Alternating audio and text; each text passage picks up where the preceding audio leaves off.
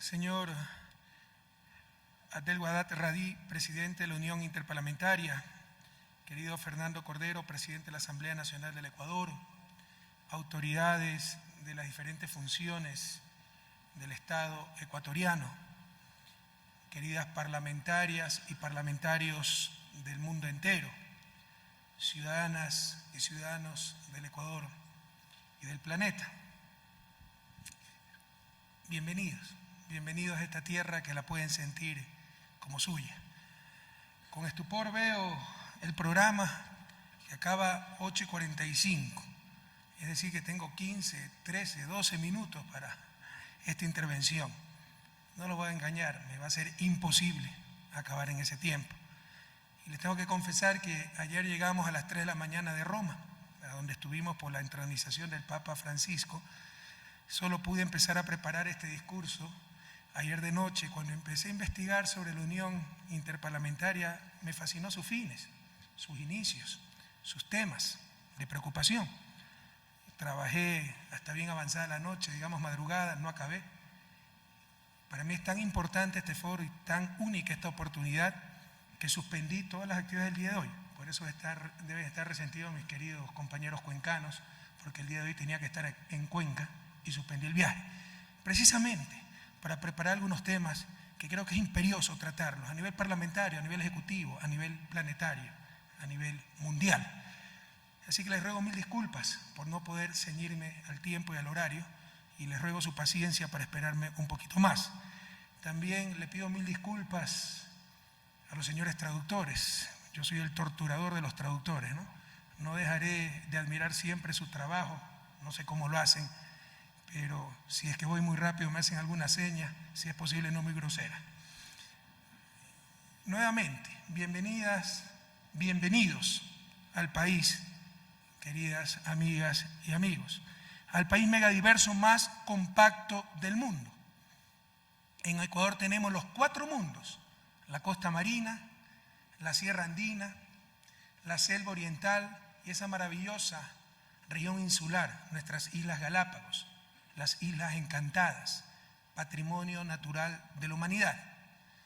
Ecuador tiene el primer lugar mundial en cantidad de vertebrados, 9.2 especies por cada 1000 kilómetros cuadrados. El tercer lugar del mundo en anfibios, con 441 especies, que en porcentaje suman el 10% del total mundial. El cuarto lugar en el mundo en aves, con 1.626 especies que representan el 18% de todas las especies de aves en el mundo. De estas, 37 son endémicas, es decir, habitan exclusivamente en Ecuador. El país tiene el quinto lugar en diversidad de mariposas papiliónidas, con 69 especies, de las cuales 3 son endémicas, y el sexto lugar en biodiversidad terrestre. Si se junta biodiversidad terrestre y marina, estamos en primer lugar en número de especies en el mundo. Tenemos el séptimo lugar en diversidad de plantas superiores con 17.000 especies. Se estima que aproximadamente más de 4.000 son endémicas. De todas las orquídeas del mundo, 18% están presentes en Ecuador. Tenemos el octavo lugar en diversidad de reptiles con 396 especies. Y todo esto en un territorio de apenas algo más de 253.000 kilómetros cuadrados, donde se dan todos los climas y microclimas imaginables. En un mismo día, el turista que nos visita podría desayunar con frutos del mar recién pescados en la playa, luego almorzar en las faldas del Cayambe, un soberbio glaciar, monte con nieves eternas en la línea equinoccial, y cenar en plena selva amazónica. Al día siguiente, a menos de 2 horas de vuelo, nuestro asombrado turista está ya en las Islas Galápagos, una de las 7 maravillas naturales del planeta. Ecuador ama la vida. Las ecuatorianas y los ecuatorianos hemos declarado que la naturaleza tiene derechos. Así lo hemos reconocido en nuestra Constitución, la primera en el mundo y única hasta ahora en otorgárselos. El 20% de nuestro territorio está protegido en 44 reservas y parques naturales, entre ellos el Parque Yasuní, joya selvática del Pleistoceno y Reserva Mundial de la Biosfera, donde en 1 kilómetro cuadrado hay más variedad de árboles que en toda la América del Norte.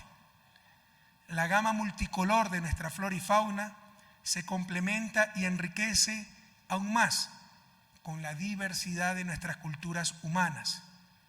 Tenemos, además de una mayoría mestiza, 14 nacionalidades indígenas, con sus correspondientes lenguas ancestrales, incluyendo a 2 pueblos no contactados que han preferido el aislamiento voluntario en el corazón de la selva virgen.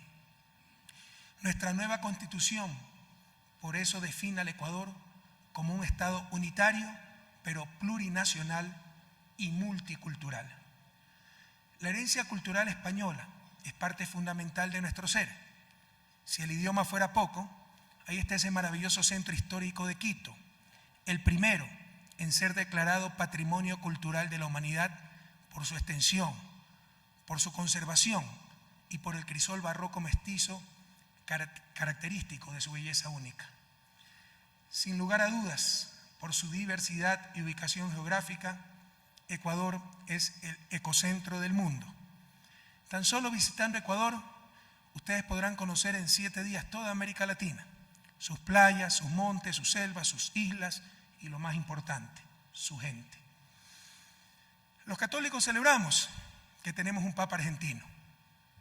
Dilma Rousseff, presidente de Brasil, dijo que bien, si el Papa es argentino, Dios es brasileño. Bueno, yo quisiera felicitar hoy día a las compañeras y compañeros de Colombia y Perú, porque son los países más cerca del paraíso. Están al lado del Ecuador. Bienvenidos nuevamente.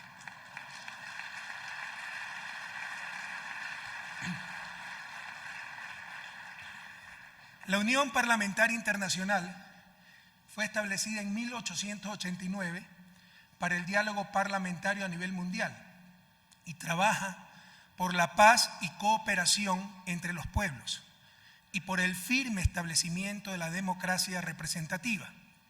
Para estos fines, fomenta contactos, coordinación y el intercambio de experiencias entre parlamentos y parlamentarios de todos los países. Analiza cuestiones de interés y preocupación internacional y expresa sus puntos de vista sobre estos problemas para atraer la atención de parlamentos y parlamentarios. Contribuye a la defensa y promoción de los derechos humanos y contribuye también al mejor conocimiento de las instituciones de la democracia representativa y al fortalecimiento y desarrollo de sus medios de acción. Quisiera referirme en mi intervención, en la medida de lo posible, a estos 3 puntos últimos que busca e inspiran a la Unión Interparlamentaria. Primero, contribuir al mejor conocimiento de las instituciones de la democracia representativa. Segundo, analizar cuestiones de interés y preocupación internacional. Y vaya que sí las hay. Y tercero, contribuir a la defensa y promoción de los derechos humanos. La 128 Asamblea busca poner la gobernabilidad democrática en el corazón del desarrollo. El tema central de esta Asamblea es sumamente interesante: un crecimiento sin fin o un crecimiento con fines, el buen vivir. Quisiera también referirme a estos 2 temas, la gobernabilidad en el centro del desarrollo y un crecimiento adecuado que respete el único planeta que tenemos.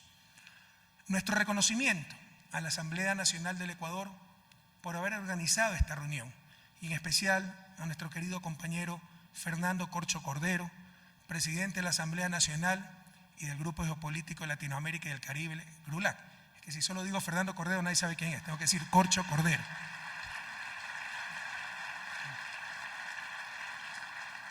Comencemos. Contribuir al mejor conocimiento de las instituciones de la democracia representativa.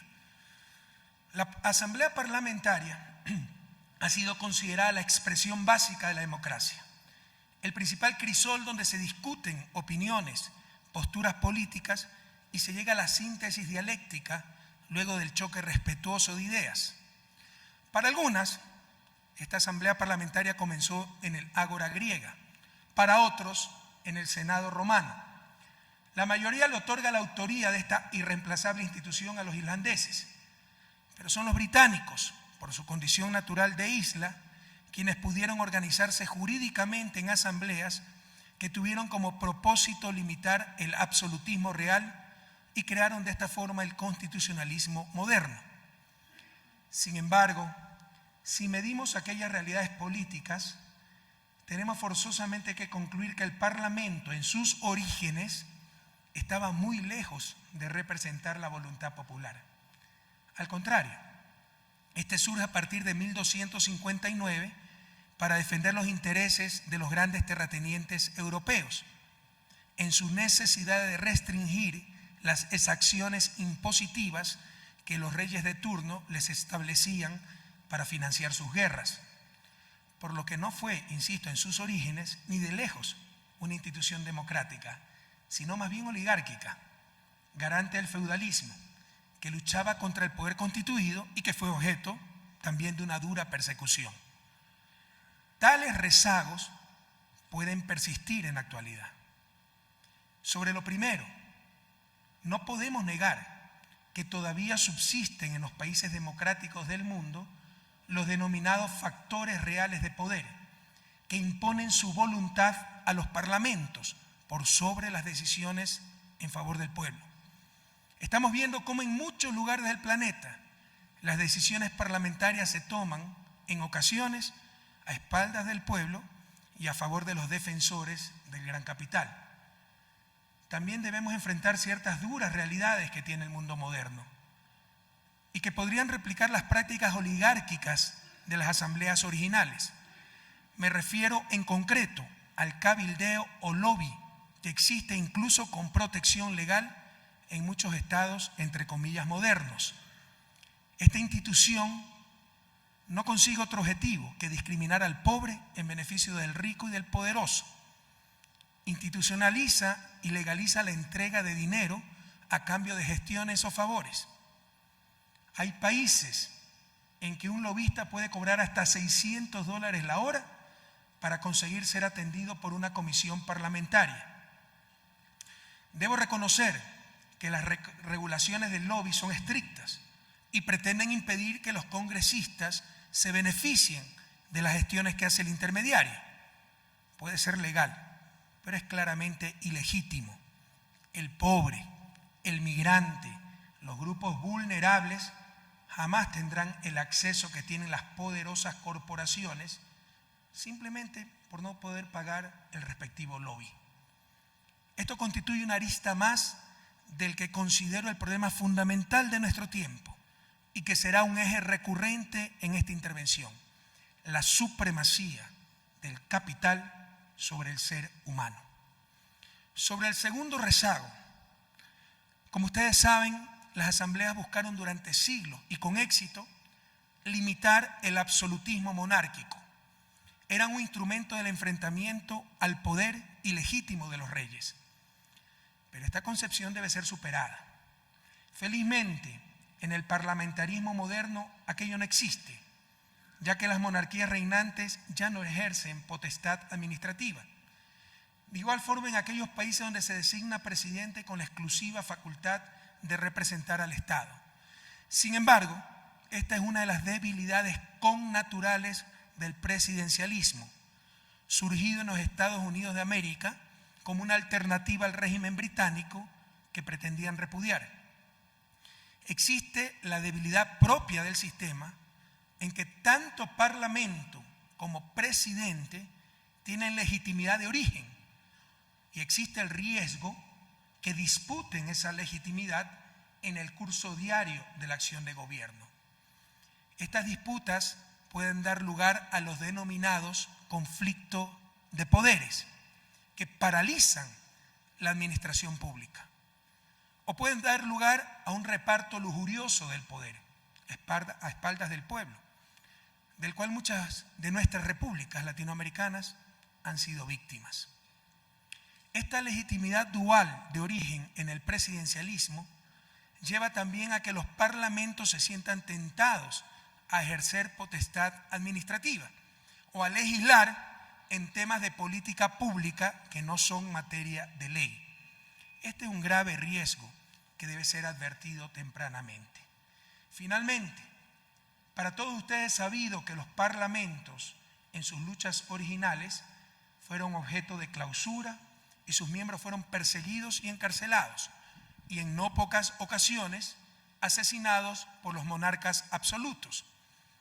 Esta situación dio origen a la inmunidad parlamentaria. Pero todos también sabemos que esos episodios, para beneficio de la historia, no regresarán. Por lo que en muchos de nuestros países, en cambio ahora, se abusa de esa inmunidad, que debe ser, a no dudarlo, adecuada a los tiempos modernos. Se han vivido, insisto, verdaderos abusos en nombre de la inmunidad parlamentaria. Considero que deben discutirse sistemas más laxos de levantamiento de inmunidad o desafuero, como se denomina en otras legislaciones. Queridas amigas y amigos, la propuesta de la estructura básica de los estados modernos, basada en la separación de poderes, aunque la teoría moderna política no habla de poderes sino de funciones del Estado. Esa separación de poderes se basaba en una teoría de contrapesos, donde un poder equilibra al otro, propuesta por el barón de Montesquieu en su obra El espíritu de las leyes, que publicó en Ginebra en 1748.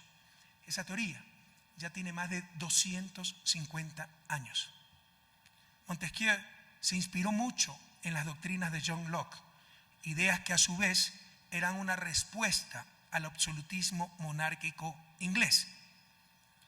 Es sorprendente ver, pese al impresionante cambio tecnológico, cultural y social de la humanidad, lo poco que ha variado el modelo original propuesto por Montesquieu, y lo aún menos que se habla de cambiarlo o mejorarlo. Soy académico, antes de ser presidente toda mi vida fui profesor universitario, y me sorprende que se haya elaborado tan poco en un modelo de Estado, insisto, que tiene ya más de 250 años. ¿Será que hemos llegado al fin de la historia en este sentido? Algunos sostienen que este modelo de equilibrio de poderes se relaciona con la imagen del universo de Newton, donde los elementos se atraen sin perder su identidad. Sin embargo, no podemos engañarnos.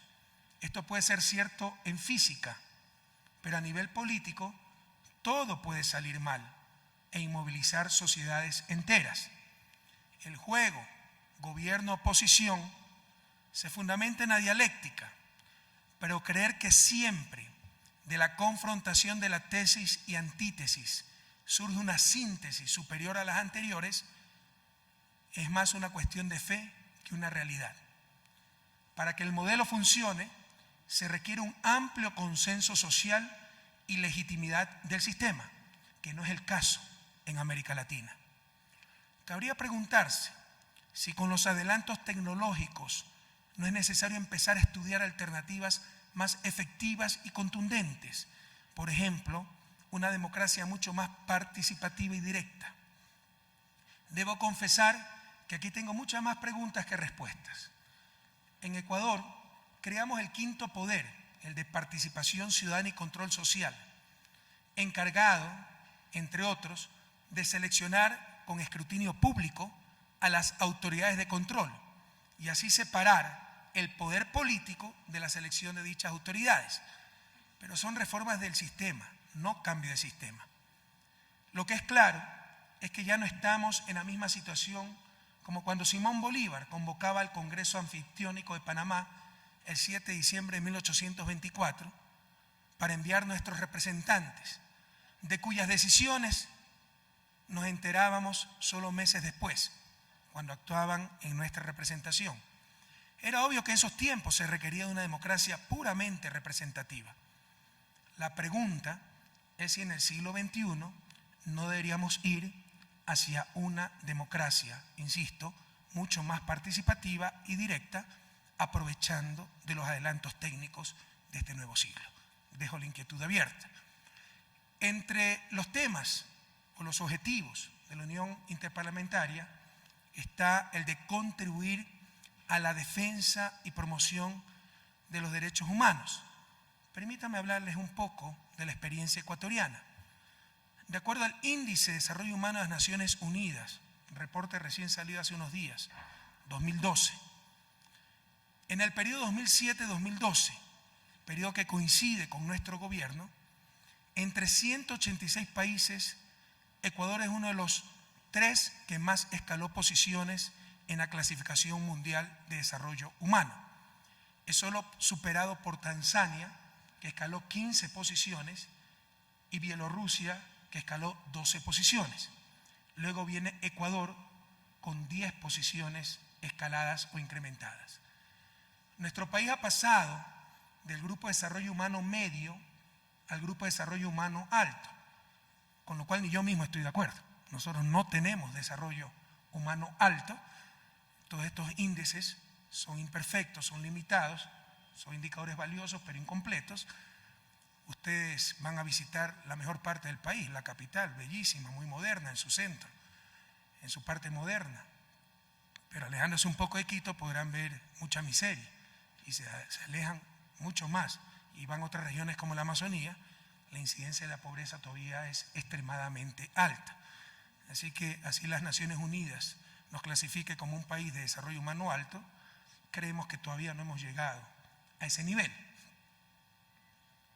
Les insisto, ustedes están en la parte más linda y desarrollada del país, pero recuerden que América Latina y Ecuador dentro de esta es una de las regiones más inequitativas del planeta. El objetivo de la política, la economía y prácticamente el objetivo de todas nuestras acciones es la felicidad humana. En el índice de felicidad Happy Planet Index 2012 de la New Economic Foundation, Ecuador se encuentra en el puesto 23 entre 151 países considerados.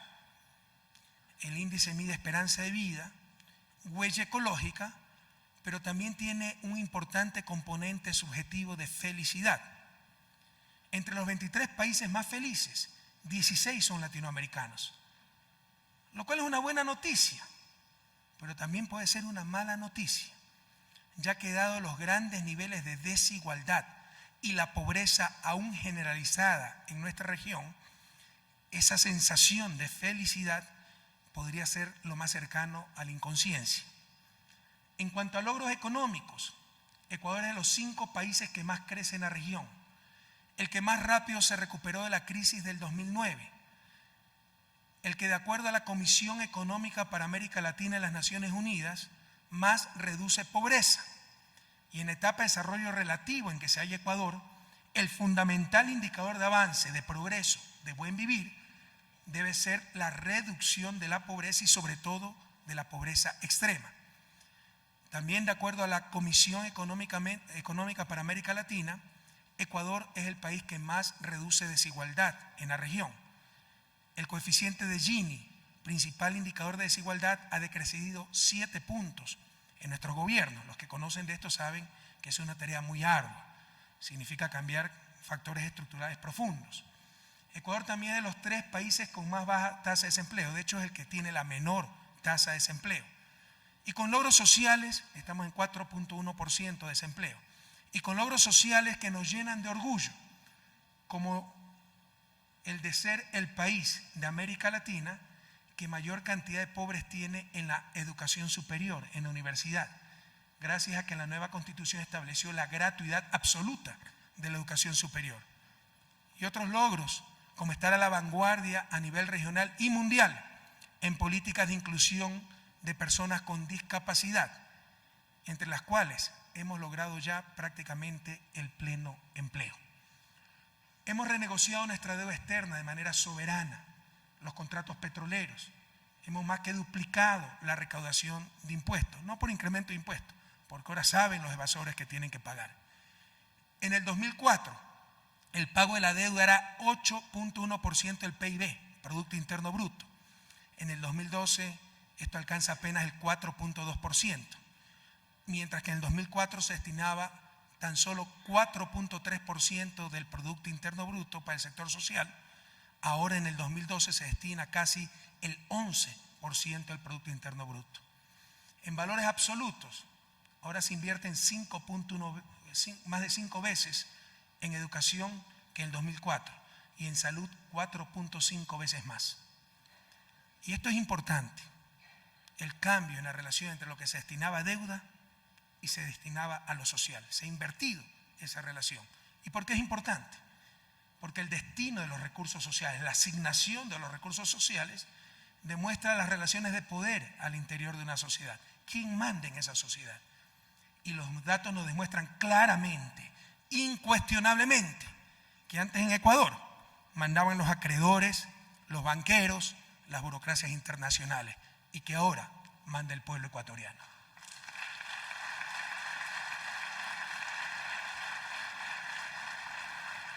En cuanto a logros políticos, bastaría decir que la situación era tan grave que ningún gobierno desde 1996 al 2007 había podido acabar su periodo. 3 gobiernos consecutivamente fueron derrocados por traicionar el mandato popular. Bastaría decir que en 10 años tuvimos 7 presidentes. Hoy todo es distinto.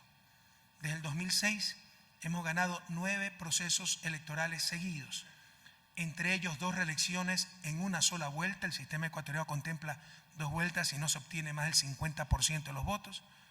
Hemos ganado 2 reelecciones en una sola vuelta y 3 consultas populares, ejemplo de democracia directa.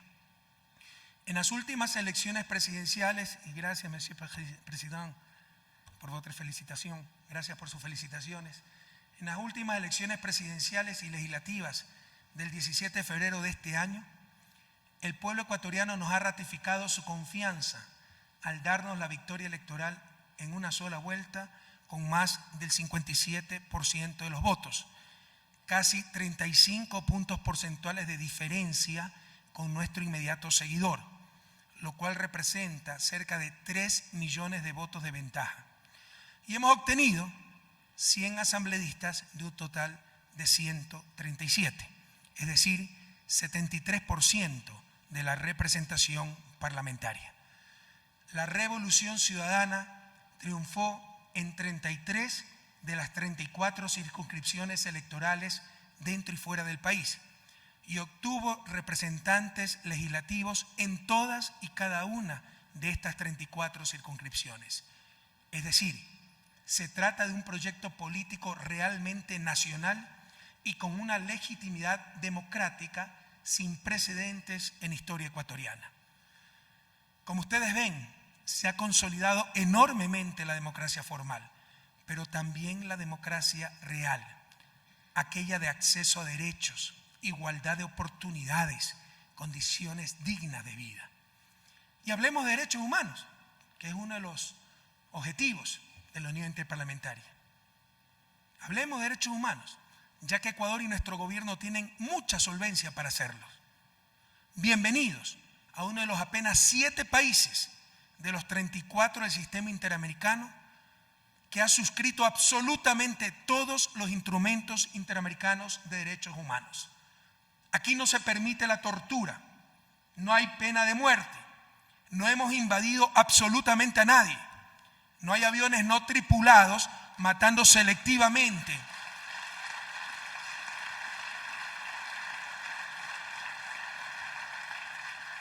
No hay aviones no tripulados matando selectivamente y sin juicio previo a supuestos terroristas, junto con daños colaterales, entre comillas, como mujeres, niños, familia, vecinos, etc.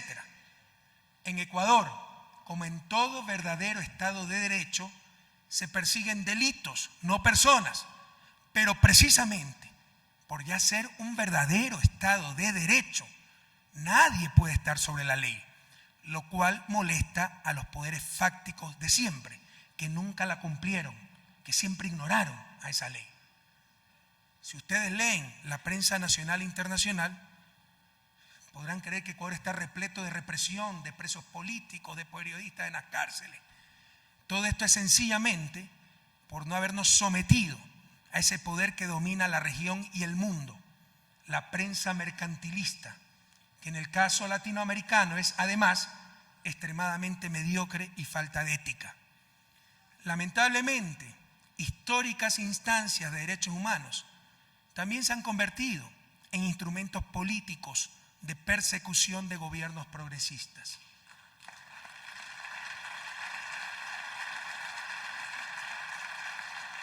Precisamente hoy, en Washington, se están discutiendo las reformas a la Comisión Interamericana de Derechos Humanos, la cual está totalmente dominada por países hegemónicos, por el ONGismo, de ONGs, ¿no?, de fundaciones, por el ONGismo más infantil, que cree que el único poder que puede atentar a los derechos humanos es el Estado, cuando cualquier poder puede atentar a los derechos humanos, el poder económico, las farmacéuticas que por su rentabilidad condenan a la muerte a los pobres que no pueden comprar la medicina para salvar sus vidas, los medios de comunicación que atentan contra los derechos humanos, de la reputación, intimidad, prestigio de las personas, poderes extranjeros que pueden invadir, bloquear otros países, están dominados por ese ONGismo infantil y por el capital detrás de los negocios dedicados a la comunicación. La comisión se ha convertido en un eco de la prensa mercantilista de la peor ralea. La primera pregunta que tendríamos que hacernos es ¿por qué tenemos que discutir en Washington? ¿Cómo se puede sostener la irracionalidad de que la sede de la Organización de Estados Americanos esté en el país del bloqueo criminal a Cuba? Bloqueo que incumple abiertamente la Carta Interamericana Fundacional de la OEA. Bloqueo que ha sido condenado. Aquí tenemos un representante de Naciones Unidas y el secretario Ban Ki-moon, a quien extiendo mi cariñoso saludo. Bloqueo que ha sido condenado nada menos que 20 veces por las Naciones Unidas. La última condena en octubre del 2012, con el respaldo de 188 de los 193 países miembros de las Naciones Unidas. El bloqueo constituye sin lugar a dudas, estas cosas hay que decirlas, basta de mirar hacia otro lado, basta de hacer mutis por el foro ante estas barbaridades. El bloqueo constituye sin lugar a dudas el mayor atropello al derecho internacional, al derecho interamericano y a los derechos humanos en nuestro continente. Pero atentos, ni siquiera aparece en los informes anuales de la Comisión Interamericana de Derechos Humanos. Se los repito, ni siquiera aparece en los informes anuales de la Comisión Interamericana de Derechos Humanos.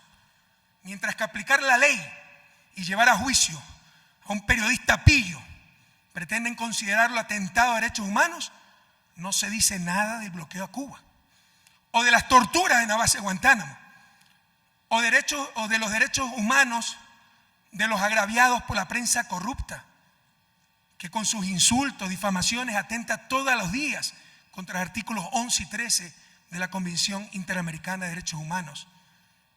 Artículos que se refieren al derecho a la honra, a la reputación, a la privacidad, a la intimidad familiar. Ecuador no aceptará más este descarado neocolonialismo. No podemos conestar esta clase de situaciones. Cabría preguntarse también para qué sirve la OEA si ni siquiera se pronuncia sobre problemas tan cruciales como el de las Islas Malvinas, islas tomadas por la fuerza argentina en el siglo XIX. Colonia británica al frente de las costas latinoamericanas y a más de 11.000 kilómetros de Londres. Las Malvinas no son solamente argentinas, son latinoamericanas, pero la OEA no dice nada. Cabe indicar que el referéndum realizado en las islas hace pocos días tiene la misma validez que hacer un referéndum sobre pertenencia en algún barrio latino de Londres. Segunda pregunta, ¿cómo es posible que la sede de la CIDH, Comisión Interamericana de Derechos Humanos, se encuentre en un país que no es Estado parte del Sistema Interamericano de Derechos Humanos y de hecho no ha ratificado, no ha firmado ninguno de los instrumentos interamericanos sobre derechos humanos?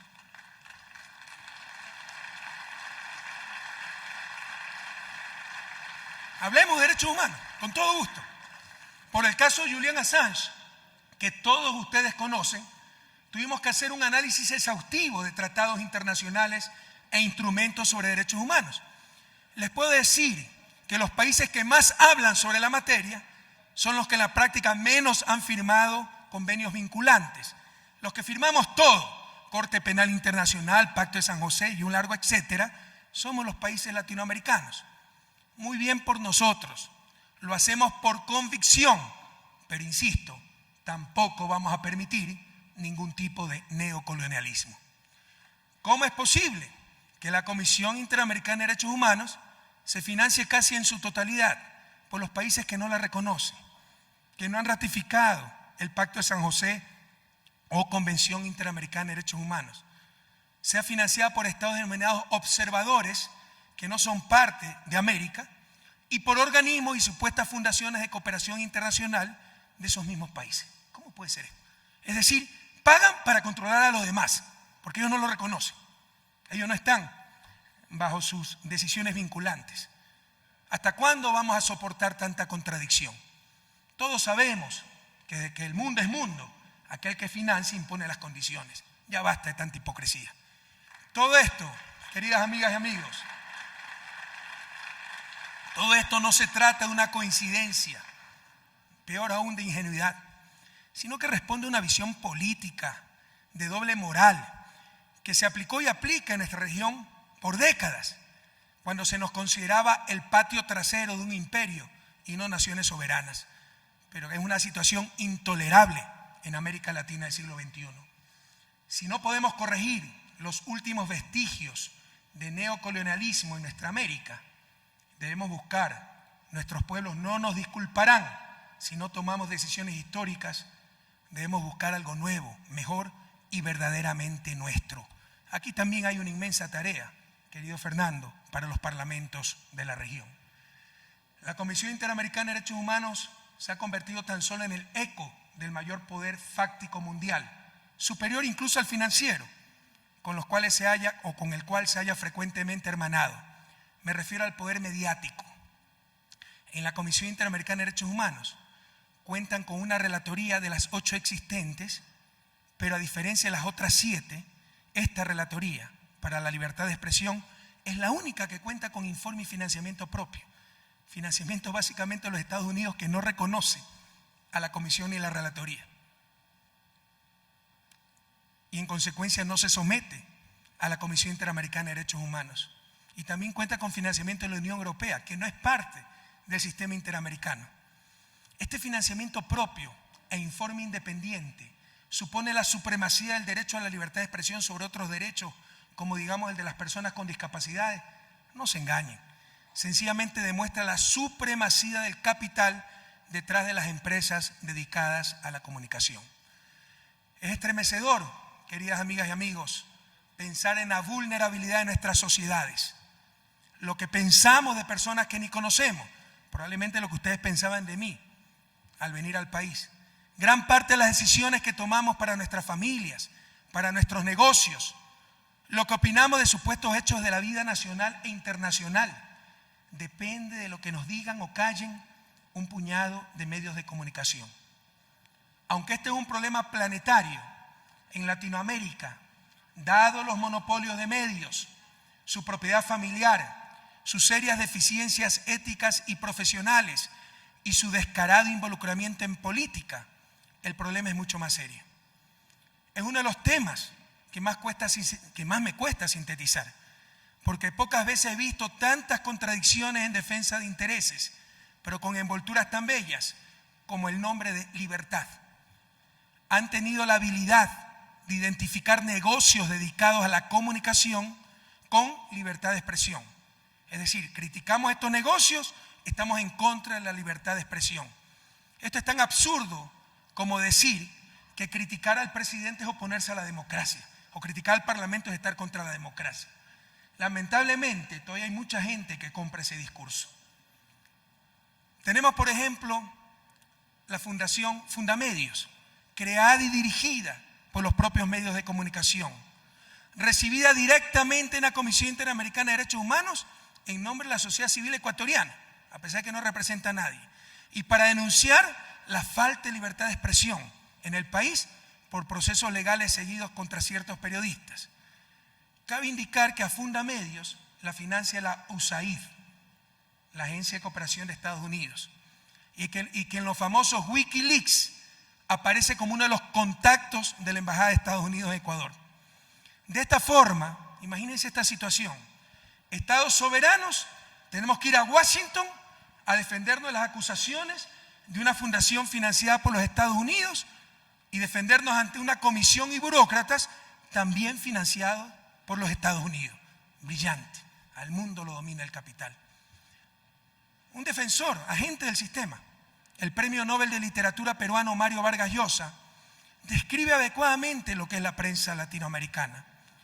Refiriéndose a Diario El Comercio de Lima, en las últimas elecciones peruanas, escribe, cito, viola a diario las más elementales nociones de la objetividad y de la ética periodísticas, silencia y manipula la información, deforma los hechos, abre sus páginas a las mentiras y calumnias que puedan dañar al adversario, a la vez que en todo el grupo de medios se despide e intimida a los periodistas independientes y se recurre a las insidias y golpes bajos de los peores pasquines que viven del amarillismo y el escándalo.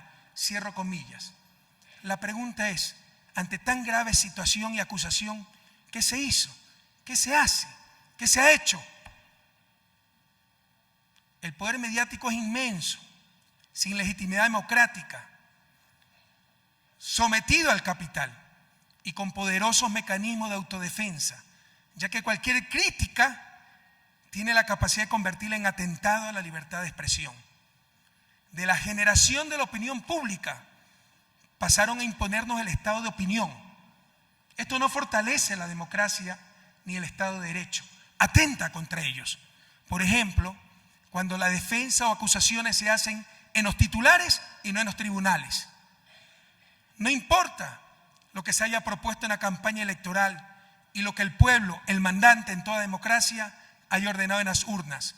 Lo importante es lo que aprueben o desaprueben en sus titulares los medios de comunicación. Al defender los intereses de estos grandes medios, no se está defendiendo la libertad de expresión, peor aún los derechos humanos. Se está defendiendo tan solo y como siempre los privilegios del gran capital. ¿Cómo cambiar esta situación? Debe ser con todo el respeto, sin temor, uno de los grandes debates planetarios y son cosas que los parlamentos deben enfrentar sin demora. Otro de los objetivos de la Unión Parlamentaria, derechos humanos, instituciones democráticas, analizar cuestiones de interés y preocupación internacional. Y vaya que aquí tendríamos para quedarnos unos 3 meses, ¿no? Todo un seminario. Pero bueno, les quiero presentar tan solo 3 casos ilustrativos, de ninguna manera exhaustivos. Sería maravilloso hacer un grupo de trabajo parlamentario para tener esa lista exhaustiva. Por ejemplo, cómo estas instituciones internacionales a los que los estados se adhieren de buena fe se convierten en fiscales de esos estados, cuando nunca se les otorgó esa atribución. Un caso, la Interpol. Desde el 13 de julio del 2000 hay un juicio penal en nuestro país en contra del expresidente Yamil Maguad, a quien incluso a nivel humano le tengo simpatía, solidaridad por todo lo que ha tenido que pasar, vive fuera del país, etc. Hace poco, después de 10, 11, 12 años de juicio, la Corte Nacional pidió la orden de captura internacional para el presidente Yamil Maguad. Y la contestación el 23 de enero del 2013 de la Interpol, con sede en León, es que una persecución política y el pedido de la Corte Nacional de un Estado soberano como el Ecuador fue desechado por una instancia burocrática como el Interpol. De nuevo, burócratas sin legitimidad alguna por encima de estados soberanos. ¿Hasta cuándo? Otro caso, este atentado a la soberanía de nuestros estados que constituyen los tratados de protección recíproca de inversiones, donde el capital tiene más derechos que los seres humanos y cualquier transnacional puede llevar a un país soberano a un arbitraje sin siquiera tener que agotar las instancias jurídicas internas, de hecho sin acudir a ninguna. Si ustedes quieren acudir a instancias interamericanas de derechos humanos, tienen primero que agotar las instancias jurídicas nacionales. Aquí no, aquí una transnacional con estos tratados puede llevar directamente a un Estado soberano a estos centros de arbitraje. Y se han dado aberraciones terribles. Por ejemplo, el caso Occidental, el petróleo, Oxy. El Ecuador ha sido víctima de un terrible atropello jurídico, del cual puede ser víctima cualquiera de sus países si son en vía de desarrollo, por supuesto, ¿no? Atropello cometido por uno de los centros de arbitraje del Banco Mundial, el llamado CIADI, ante una demanda de esta petrolera estadounidense, a la cual, por incumplir la ley ecuatoriana y el respectivo contrato, se le aplicó la caducidad del correspondiente contrato. El Estado ecuatoriano, clara e injustamente, ha sido perjudicado en un lado vergonzoso, ya que cito y abro comillas: los actos ilícitos de la OXI que violan el derecho ecuatoriano se han subestimado groseramente y no se ha tenido en cuenta adecuadamente la importancia que tiene para cada Estado la observancia de su orden jurídico por parte de empresas extranjeras. Cierro comillas, cierro cita. Continúo citando, abro nuevamente comillas. El laudo de mayoría es tan escandaloso en términos jurídicos y contradictorio en términos jurídicos que no tengo otra alternativa que manifestar mis discrepancias. Cierro comillas. Estas citas y expresiones no son el grito indignado de algún funcionario del gobierno ecuatoriano. Es el inusual voto salvado del árbitro Brigitte Stern en el laudo contra Ecuador en el CIADI, sorprendida por el descaro del írrito pronunciamiento. El CIADI ni siquiera tenía competencia para conocer la demanda de OXI, ya que de acuerdo a las leyes ecuatorianas y al contrato de participación firmado por la compañía, la caducidad no era materia de arbitraje. Pese a reconocer esto, el laudo dice, sí, no era materia de arbitraje, pero el tribunal se declara competente por sí y ante sí y decide que es un asunto importante para las inversiones y en consecuencia puede tratarlo, aunque explícitamente estaba excluido de arbitraje.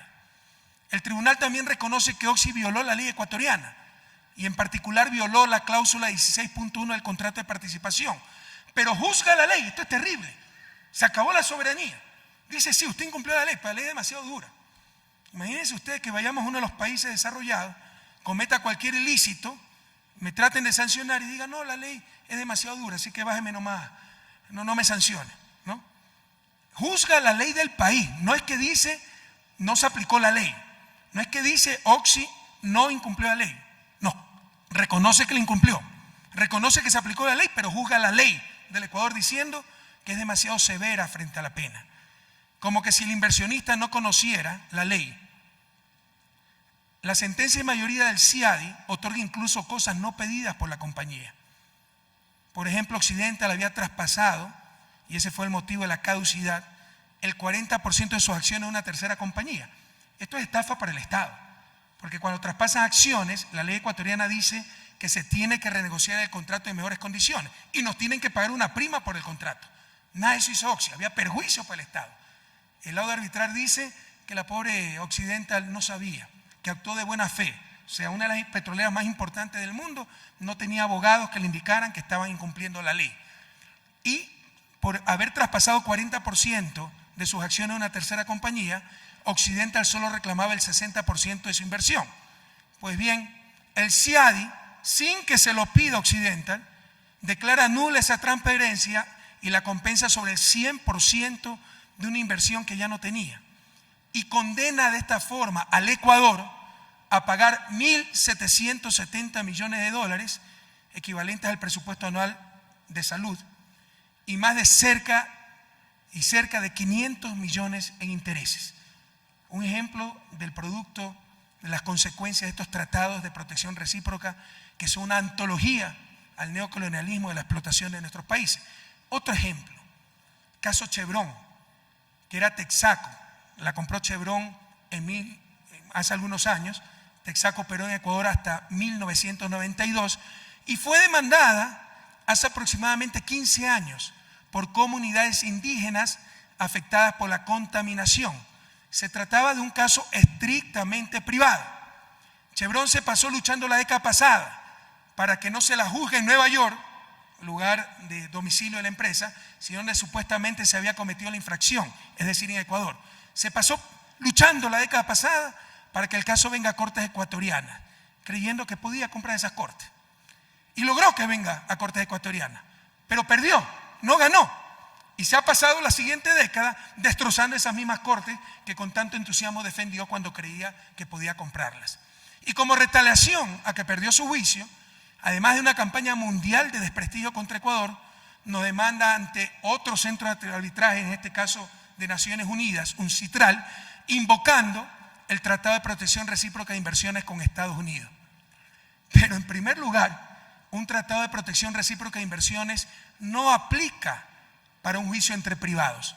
Y en segundo lugar, lo más grave, Chevron dejó el país en 1992 y el tratado recién entró en vigencia en 1997. Esto es escandaloso.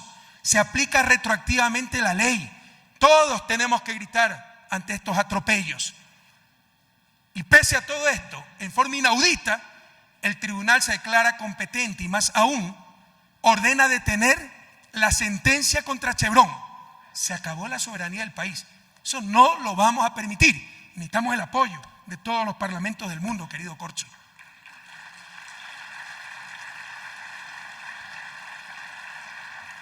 ¿Cuál es la realidad?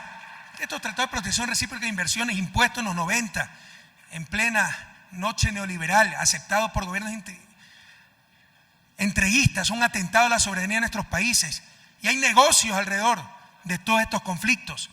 El informe publicado por el Transnational Institute y el Corporate Europe Observatory, titulado "Cuando la injusticia es negocio", señala que un pequeño grupo de estudios jurídicos, árbitros y especuladores financieros internacionales alimenta interesadamente un auge del arbitraje, que se ha multiplicado 4 o 5 veces, auge del arbitraje de inversiones, que cuesta a los ciudadanos miles de millones de dólares e impide que se adopten leyes en beneficio del interés público. Según el estudio, un selecto grupo de abogados y árbitros internacionales, cito, se están enriqueciendo a partir de las disputas entre inversores y estados en los tribunales internacionales, cierro cita, y promueven activa y permanentemente nuevos casos y cabildean, cito nuevamente, en contra de toda reforma a favor del interés público. Cecilia Olivet, una de las autoras del informe, afirma que la presunta imparcialidad e independencia del arbitraje de inversiones es totalmente ilusoria. Los gobiernos tienen las manos atadas, mientras que las multinacionales se benefician. Un pequeño grupo de firmas de abogados incita a las corporaciones a demandar a gobiernos. La investigadora asegura que además un grupo de árbitros usa su influencia para garantizar que las normas del sistema no dejen de beneficiar a los inversores y la demanda contra gobiernos sigan generando millones de dólares. Aquí, queridas amigas y amigos, pueden ver mucho de lo que pueden hacer y deben hacer nuestros parlamentos. Basta de tanta explotación. Y hago un llamado. Estamos organizando a todos los países perjudicados por estas transnacionales a unirnos en la lucha contra tanta explotación.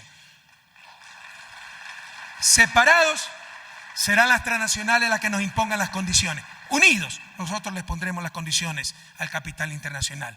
Y el tercer ejemplo de estos 3 ilustrativos que le quería decir, el grupo de acción financiera llamado Gafi. Ustedes saben que Estados Unidos de América fue objeto el 11 de septiembre de 2001 de uno de los peores atentados terroristas de la historia, que cegó la vida de centenas de personas, muchas de ellas ecuatorianos migrantes. Más de 30 ecuatorianos murieron en los atentados. Como ustedes conocen, luego de la referida tragedia, los Estados Unidos advirtieron que era necesario controlar el movimiento de capitales, ya que descubrieron que el financiamiento de ese cáncer llamado terrorismo se había generado de las propias cuentas de bancos americanos. Y reforzaron dentro del grupo de las 7 potencias autodeclaradas las más ricas del mundo al Grupo de Acción Financiera Internacional, Gafi, con el fin de establecer mecanismos de coordinación para que todos nuestros países tengan un adecuado control del financiamiento del terrorismo y del narcolavado. En Sudamérica, estas acciones se denominaron Gafi Sud, Gafi del Sur. Esa buena intención inicial se están convirtiendo en otro nuevo mecanismo de dominación de los países hegemónicos, ya que realizan evaluaciones, entre comillas, para determinar los países que no cumplen con los estándares de control en esta materia. Estas evaluaciones las utilizan en ocasiones políticamente contra los países que no siguen las corrientes políticas de Washington y con el fin de realizar retaliaciones políticas. En este momento tenemos presiones de los países del Grupo de los 7 y del GAFI para poner al Ecuador en la lista negra, esto es, en la lista de los países que con opinión de estas grandes potencias apoyan al terrorismo. Ahora resulta que apoyamos al terrorismo, solo porque nuestro Parlamento no ha aprobado unas precisiones técnicas a las leyes penales que tenemos, que por cierto sí persiguen el financiamiento al terrorismo. Es la hora, señores, de crear mecanismos de control internacional legítimos de las Naciones Unidas. El GAFI no es Naciones Unidas, no es nada. Controles, pero quieren chantajearnos y cerrarnos cuentas en el extranjero, etcétera. Resulta que somos nosotros los que lavamos dinero y financiamos al terrorismo. Vaya, vean a quienes pertenecen por los paraísos fiscales donde sí se lava dinero y todo se mantiene en el anonimato. Es hora de crear mecanismos de control internacional que vayan más allá de los intereses geopolíticos de las potencias económicas. A no dudarlo, nuestra amistad con el gobierno de Irán, que la ratificaremos una y mil veces, no tenemos que pedirle permiso a nadie para establecer relaciones bilaterales con los países que queramos.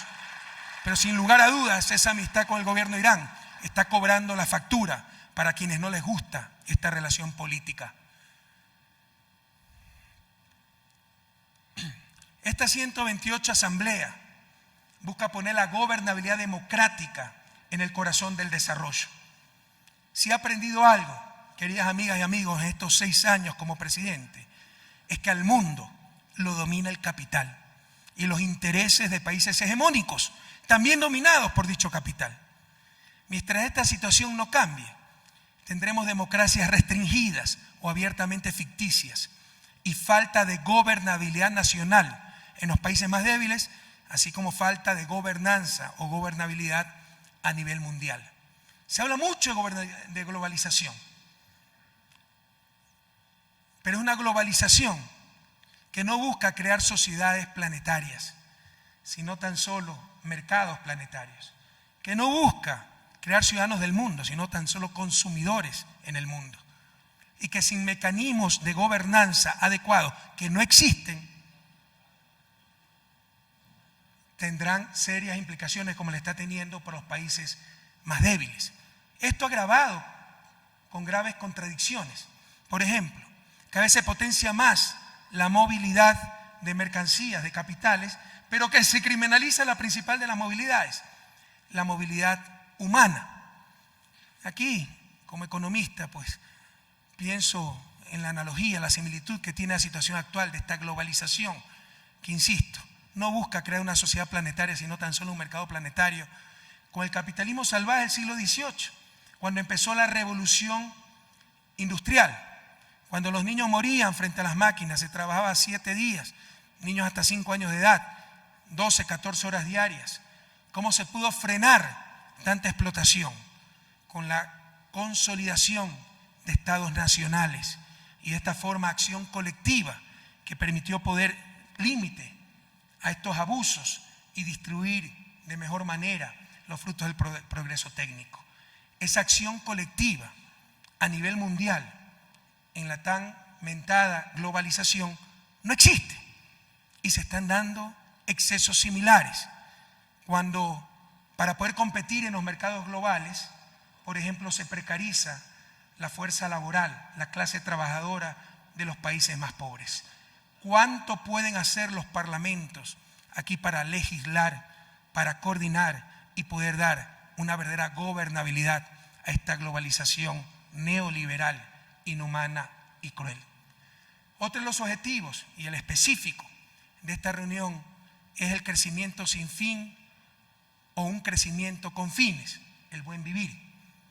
Todos sabemos que generalizar el nivel de vida de los países hoy llamados desarrollados es sencillamente imposible. Para que todos los habitantes del planeta tengan el nivel de vida y la forma de vida de un neoyorquino, se requerirían 5 planetas. Hay que cambiar la noción de desarrollo.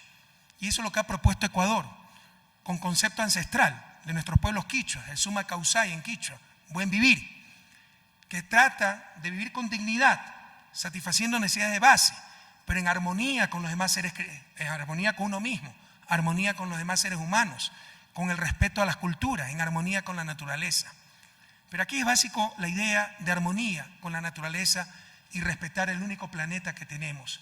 Y permítanme hacer algunas reflexiones en este aspecto desde el punto de vista económico sobre los problemas ambientales.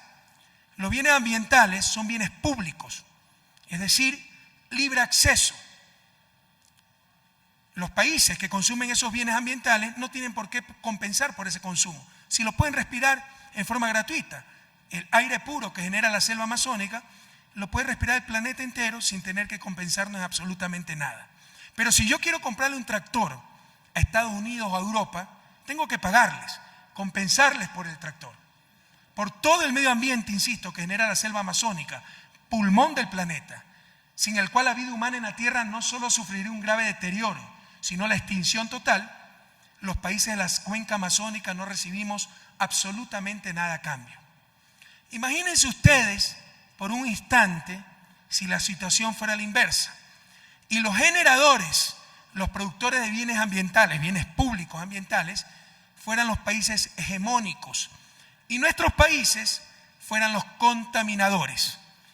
¿Quién puede dudar que hace rato nos hubieran obligado, incluso por la fuerza, invasiones, etcétera, a pagarles, entre comillas, una justa compensación por esos bienes ambientales? Por supuesto, todo en nombre de la justicia, el derecho internacional, la civilización. La compensación por la generación de bienes ambientales implica un problema político de redistribución del ingreso global. Pero ¿cuál es la paradoja? Resulta que los países ricos también producen bienes públicos de libre acceso, sin barreras técnicas para la exclusión. Por ejemplo, el conocimiento. Generan mucho conocimiento, que es un bien de libre acceso. Pero entonces sí imponen barreras institucionales, básicamente patentes, para ser compensados por ese bien. Para los países que no generamos conocimiento, lo mejor que podría sucedernos es no tener barreras para acceder a este bien. Pero aquí en nuestro país mismo existe hasta cárcel por no pagar royalties, regalías, que es lo más parecido a la cárcel por deudas, dicho sea de paso. Es decir, todo está en función del poder, no de la lógica ni de la justicia. Los bienes ambientales que nosotros producimos, bienes públicos de libre acceso, se los consume gratuitamente. Los bienes públicos que ellos producen, como por ejemplo el conocimiento, si se ponen barreras institucionales y hasta cárcel si no se pagan los respectivos royalties. Lo triste es que muchas veces con entusiasmo participamos en esos mecanismos injustos, diría, de explotación. Queridas amigas y amigos, perdónenme si me he extendido demasiado, quería contarles tantas cosas, pero quiero concluir. El orden mundial no solo es injusto, es inmoral. Los dobles estándares cunden por doquier y se quiere sostener hasta las más aberrantes irracionalidades, todo en función del capital, especialmente el financiero, y de intereses de países hegemónicos, insisto, también dominados por dicho capital. Creo que ese es el principal desafío de la humanidad en el siglo XXI. Seres humanos sobre el capital. No quiero abundar y extenderme en la crisis en Europa, pero en la raíz no están cuentas, no están que estas paquetes, que estas medidas. En la raíz del problema está quien manda en la sociedad, si el capital o el ser humano, y allá manda el capital. Todo está en función del capital. El gran desafío de la humanidad del siglo XXI son los seres humanos sobre el capital. Sociedades dominando los mercados, no sociedades dominadas por los mercados. Como decía Fernando Cordero, el mercado es un gran siervo, pero es un pésimo amo. Creemos en sociedades con mercado, pero no en sociedades de mercado. Es decir, sociedades, vidas, personas convertidas en una mercancía más, todo en función de esa entelequia llamada mercado. Creo que ese es el desafío del siglo XXI, de la humanidad del siglo XXI, que lo comparto con ustedes. Los parlamentarios pueden hacer muchísimo para aquello. Los parlamentarios, queridas amigas y amigos, queridas parlamentarias y parlamentarios del planeta, pueden legislar para que finalmente la justicia, como sostenía Trasímaco hace 3000 años, no sea tan solo la conveniencia del más fuerte. Bienvenidas y bienvenidos nuevamente a esta que también es su patria. Muchas gracias.